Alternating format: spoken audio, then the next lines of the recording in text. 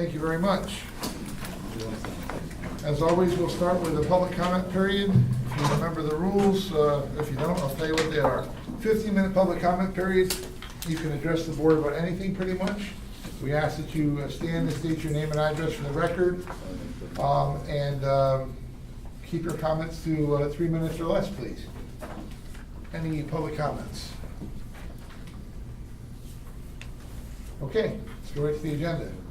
First up, update on the Messina Memorial Hospital conversion. Mr. Wallaben. Thank you. There's only a few items to update, but I'll talk about the four concurrent paths that I mentioned last month that were going down at the same time. First being the filing of the certificate of need in order to transfer the hospital license from the municipal corporation to the to-be-formed 501c3. That application is on file with the Department of Health. We are awaiting their action on it. I don't control it now, it's in their hands, and we expect that there will be some action on it in the fall here. The second issue is the asset transfer agreement, and the key part of that is having a value for the hospital. What is the hospital worth, the business? And that's being done by a consulting firm out of St. Louis. They have a team of people coming up next week to do a visual inspection of our fixed assets. That includes all of our properties and all the equipment in our properties, so that they make sure that they have a complete list of everything. And I expect that that will be the final step that they have to go through in order for them to then present their report, which will hopefully include a dollar amount for what they estimate the value of the hospital business is. So I don't have that number yet. It'll probably not be available to the hospital until middle of October. So that's step two. Step three is we are proceeding along with a deliberate process designed by the Board of Trustees to evaluate affiliation relationships. And that process is on schedule pretty much. Just to give you some facts, we've sent out proposals to 17 systems across the state to inquire whether they might be interested in having Messina Memorial Hospital as an affiliate in their system. We have 3 responses, 3 complete responses, and the board is evaluating those 3 responses. And I hope that they will be able to move that process along in the next 6 to 8 weeks. Because that is something that the Department of Health has pressed us on. And finally, the fourth path we're going down is the processing of the grant money we received from the state, the $5.8 million, which was part of an application we had sent in last fall. And the grant, the state granted us $5.8 million to pay off the long-term debt. And we are proceeding along in the procedural steps to get that debt repayment done. We have reviewed the contract that the state requires, and we've asked them to make some changes, some of which they are willing to make, some of which they're not, because it's a standard state contract. And then we're hopeful that that contract will be executed after review by the Attorney General's office and the Controller's office, so that the bonds can be paid off late in November. So that's where we are. I just want, go ahead. Somebody have something? Go ahead. I just wanted to ask about the assessment, the evaluation. Are they basing that on market value of the property or the business side of it or a combination thereof? How do you figure out what a hospital is worth? Well, I'm not an expert in this, but I understand there's 3 ways to ascribe a value to a business. One is what are the bricks and mortar and the equipment worth. But the second way I've been told is that what is a willing buyer willing to pay for that business enterprise? That's a different way of doing it. That's all I know at this point. We put it in the hands of people who do this all the time and who evaluate and estimate the value of hospital properties across the country for a variety That's all I know. I'm not an expert in hospital evaluation or appraisals. I just wanted to let you know, Bob, we'll have more information later. We have hired, the town has retained a law firm to represent us in the evaluation process as well. And we have not met with them yet, but we will be soon. And so at some point, they're probably gonna be contacting, your attorney or Our people, however that's talk to gonna our work. people. Exactly, yeah. Got it, that's Yeah. understandable. Okay, so just Yep. wanna make sure you're aware of that. Be happy to answer any other questions. We had a report done by one of the top leading experts in critical access, Eric Shell. Is that included in the evaluation? Obviously, the money that can be made at the hospital should be part of the evaluation. Do you have that readily available for the evaluation, or is that gonna be included in your evaluation? As part of compiling all the information the valuation consultants requested, we put all kinds of reports, and I believe including that one, into the data vault, an electronic data vault that they could access. I believe they've had that report available to them. Had another good month? August was, we reported a good month in August. Volumes were considerably higher than the prior year, and that contributed to our good month. And year to date, we're, Year to date, we're ahead of budget on our operating gain by about $50,000. So we're at about $848,000 net operating gain for the year through August. And do you attribute anything special to that, anything different in August?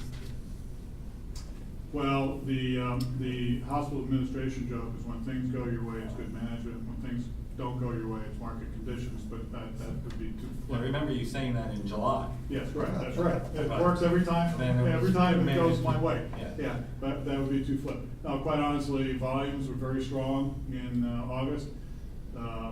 We had more admissions in some of our key outpatient departments. We saw more patients in some of those key outpatient departments. And the severity of the illnesses, as reflected in our case mix intensity, was up. And all that translates into more revenue. So that's really the tale of August. And in July, it was just the opposite. Volumes were down, the case mix intensity did not go up, and that translates to a not so good month. So that's, I could sit and parse through a million different factors, but that's basically it. It's hospital admissions and the severity of the illness of the patients. One of the things we're trying to do, obviously, and it was reported in the paper, because we reported it at the board meeting, we're recruiting physicians. We have three new physicians who started this month. Fourth one started today. And I went back through my records, and since last October, we've actually brought 7 new physicians into town that are our employees. And if you include the new physicians who work in our contracted groups, like in the emergency room and anesthesia, it's actually about 14 physicians. So we are very active in recruiting physicians, and that drives a lot of, that does drive now and will drive in the future, volume. There are That's expenses. part of the equation. The other part of the equation is retention. Right.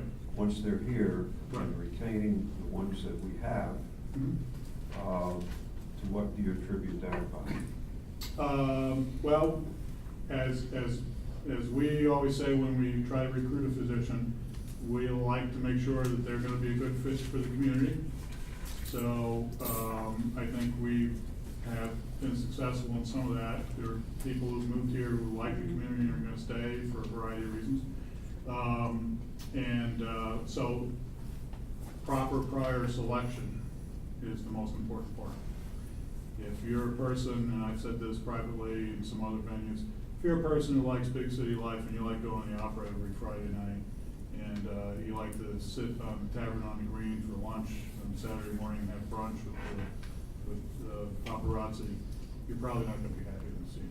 We want people who like this style of living, and one of the things that we sell is, it's a small town where everybody knows everybody. You can go home for lunch, you can see your kids' ball games, you see your patients in the grocery store, and that does appeal to a lot of practitioners. Not all, but a lot. Do you get questions on, obviously, the movement towards privatization and affiliation? Does that affect them? Not so, we don't get so many questions from physicians about privatization, because again, remember, the vast majority of hospitals in New York State are 501c3 nonprofit hospitals, so that's a very common thing. The affiliation is something that comes up, and the question providers have is, how is that gonna affect me and my practice? And that is one of the aspects that the board, as they review the proposals that they have in hand, are trying to weigh.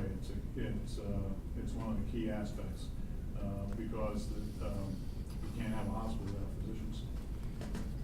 When you hire a physician, Bob, and they're on staff, they have a salary, and I think in prior years or administrations or eras of healthcare, you bring a physician to town, he wouldn't work for the hospital, he'd work for himself, and you'd have some target of what he's gonna, how much business he's gonna do in a year.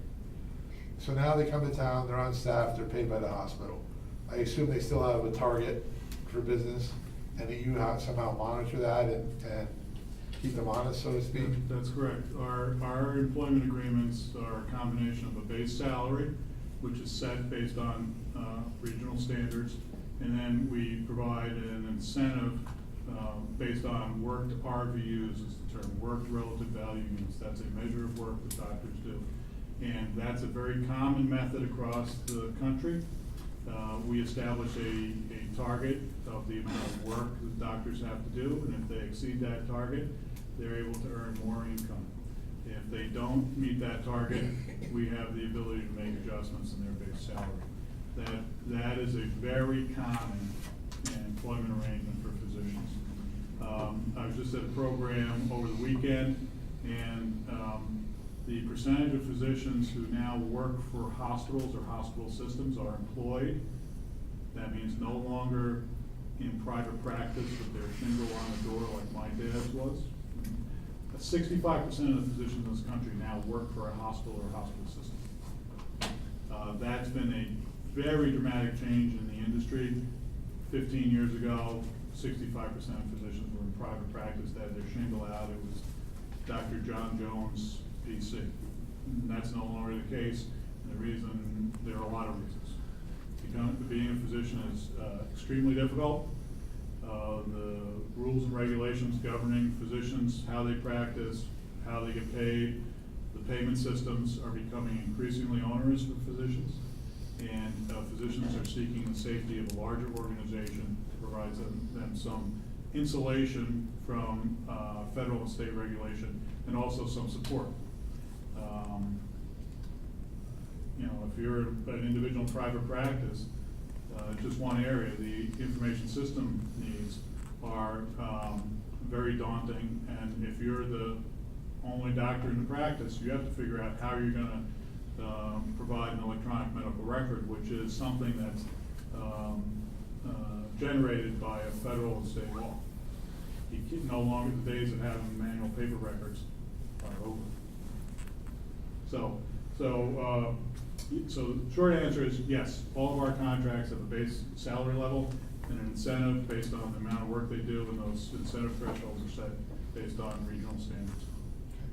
Have they joined the retirement system, or are they in a separate plan, or? They join, if they come on our employment, they get to join the retirement system. They get to, or they have the choice? They have the choice with your 6, correct? Yeah, they have the choice. Yeah. In the past, there's been issues with credentialing for Medicare or Medicaid. Have they been all credentialed and able to bill every aspect? Or? I always want to correct something. I don't mean to make it sound the way it is. Enrollment in Medicare and Medicaid. You have to, as a physician provider, you have to be enrolled in Medicare and Medicaid to generate a bill to Medicare and Medicaid. Credentialing is more typically, you get privileges at the hospital. That's the credentialing process. So. Okay, in the past, when I've been working, in the past, we've had trouble getting people enrolled in insurance plans. We now have a person who does that as a major part of our work, and who we're trying to move that along as quickly as possible. We complete all those enrollment applications as quickly as we can. We send them in. Decision as to whether they're accepted is made by Medicare, sometimes not as quickly as we'd like, Medicaid, sometimes not as quickly as we'd like, and other insurance companies sometimes put roadblocks up because of various reasons. So we do have a person who does that now. All these new physicians we have their applications in, and we're just waiting for the insurance companies, Medicare, Medicaid, to send us back the transmittal saying you can now start billing. You can't send in an application until the physician is actually on your campus. I mean, I'd like to have a bunch of, pre-made applications all ready to go, but you can't do that. And I have to personally sign every one, which is a liability now. Just to go back to the evaluation, I have to sign every one of those Medicare, Medicaid applications and attest that the physician is gonna do everything properly. That's one of the things that So you get paid the big bucks. Huh? That's why you get paid the big bucks. Relatively speaking, that's right. That's why I stay awake at night. The $5.1 million that the state had awarded, you said there's some changes to the contract. Are you open to discuss them in open session, or can you send those changes? Sure, I can tell you what they're. So, the state does not disperse any money without a contract. They have, the bulk of the contract is what I call state-driven boilerplate. Can't change it, it's the way they do it. They have attached to the contract what they call work plan metrics, which are very general. The first metric is the hospital has to continue to improve its financial position. That's very broad. The second is the hospital has to continue to move along the lines to become affiliated. Very broad. And the third is the hospital has to continue to explore and move along the conversion process. Again, very broad. The contract period actually gives us until, just give me a second, the end of 2018 is the timeline. So we had asked for some consideration to extend those dates further. That's under consideration. I don't know whether they'll actually move 2018 to 2019. But clearly, conversion is a complex process. Everybody would agree with that. The affiliation also. I'd like to formally request that contract or that requirement for that $5.1 million, if you could send that to us. I'm happy to send it to Okay, you. great. All right, anything else for Bob? Thank you very much, sir, appreciate it. Thank you. Next up, a resolution to accept the $300 bid from Gary Stiles for surplus equipment, which is a no longer used Ford F-350 ambulance, model year 2002 with 53,376 miles. And as is condition, Frank D'Agostino has recommended that we accept this offer. So moved. I think it was the only one we got, if I remember right. Okay, we have a motion, is there a second? Second. Motion and a second, all those, any discussion? All those in favor signify by saying aye. Aye. Opposed, same sign, abstentions, motion carries. Resolution to extend the Transportation Safety Administration of the United States Government lease at the airport and authorize the supervisor to sign the same. The effective date is actually retroactive to December 18 of 2015 and will extend through December 18 of 2018.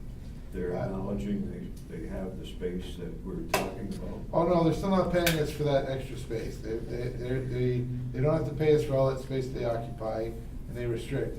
But they've agreed to increase what they're paying us per square foot for the 280 square feet.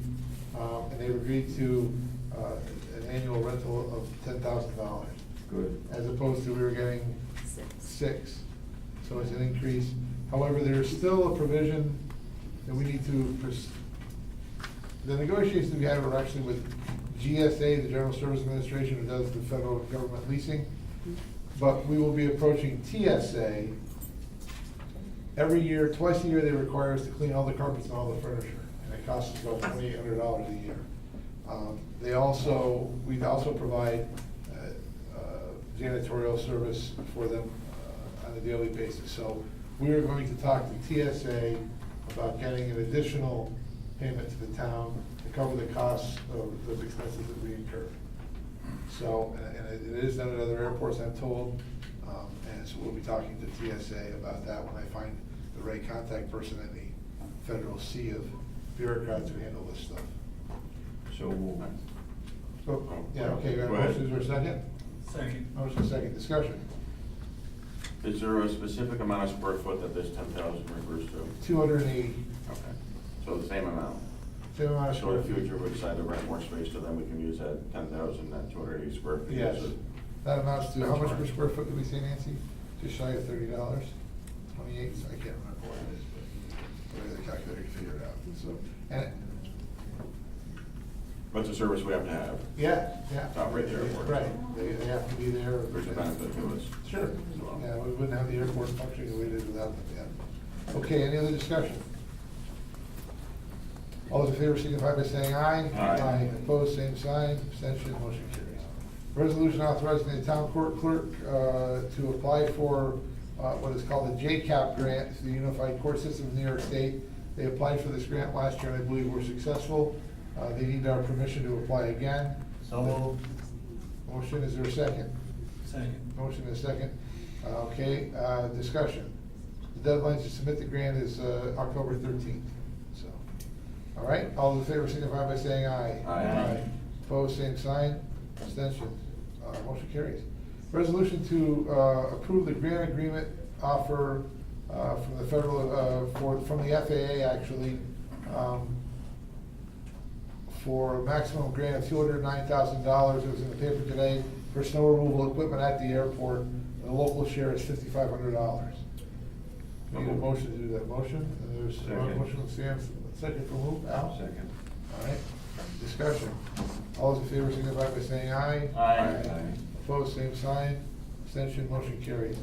We have been talking with, next up, we've been talking with Twin States Communication, or whatever, Twin State, I guess is the proper name, about, they are our information technology contractor, and we want to set up some wireless service for this room for the board meetings. And also, we're gonna be converting to Office 365, and then we changing all of our email over from Outlook into Office 365, still a Microsoft product. They expected, they'll be billing us at a rate of, well, there's two different items. You just got the fee for the wireless is, what is the amount? I just read it. Wait, what was it? $230, right? You're right, it's $283.20, you're right about that, yeah. So that's for that equipment to do with a 1-year manufacturer warranty. It's called the Sophos AP55 access point. Then there's an amount to set that up, right? $230, that's an additional amount? Then there's a refund because they're gonna do two things at once, so Right. it's gonna cost us less money. Yeah, so the total amount is $513.20, according to this. Then we also have, we probably do it with one resolution, the labor to the time, they'll be billing us at $115 per hour on the remote mailbox conversion. And one mailbox may take 15 minutes, one mailbox may take 2 hours, depending on what the content of that mailbox is. So we'll be setting up the new mailboxes under Office 365, then we have to transfer all the old data from the old system into the new system because we have to keep all the records, to keep the state and the public happy. Their estimate on that is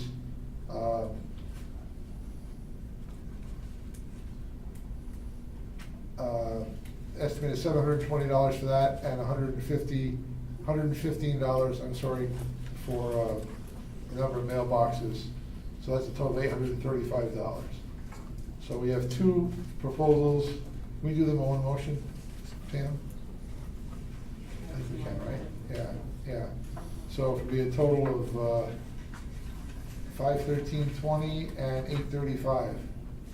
Math people, 1348.20, right?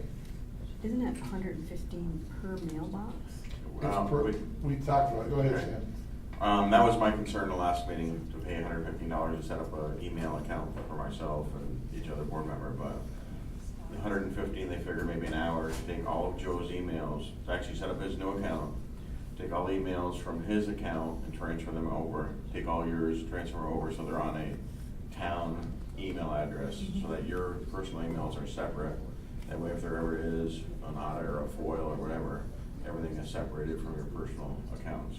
So, like Joe's would probably take an hour and a half or so, because he has a lot of emails. Those will all go in the data. 70,000. They'll all go in the database after they set up his account. Like our accounts might take an hour for 4 of them, just to set up an account for each of us, so we don't have anything really to transfer. Right. it's an hourly Basically, rate, yeah, and they gave you a general idea of how much it would take for each account. But ours will take just a few minutes, and Joe's will probably take hours, or as well as yours. Yeah, and it's what it, the other thing is, everything's gonna be converted from, right now, we're at town.messina.my.us, everything's gonna be at messina.us. It's gonna be the domain name that we own, it'll be very clean. Now the supervisors, the councilmen will all have their own town email, they won't have to use their personal email at home, which causes them some difficulties when it comes to FOIL access and things like that. And really, the other thing with Office 365, I don't know much about this, it's quote unquote cloud-based, so all the computers in the town will have Office 365. And when there's an update, it comes over the cloud to downloads to every computer. So everybody has the same version of Word, everybody has the same version of Excel, everybody has the same version of Outlook. And so all the computers will be have very, very similar software on them. We will have a license for the number of computers we have. There is a monthly bill for those computers. It's not a lot of money. It's not cheap, but I can't remember what the amount a month, $100 and some a month, I think.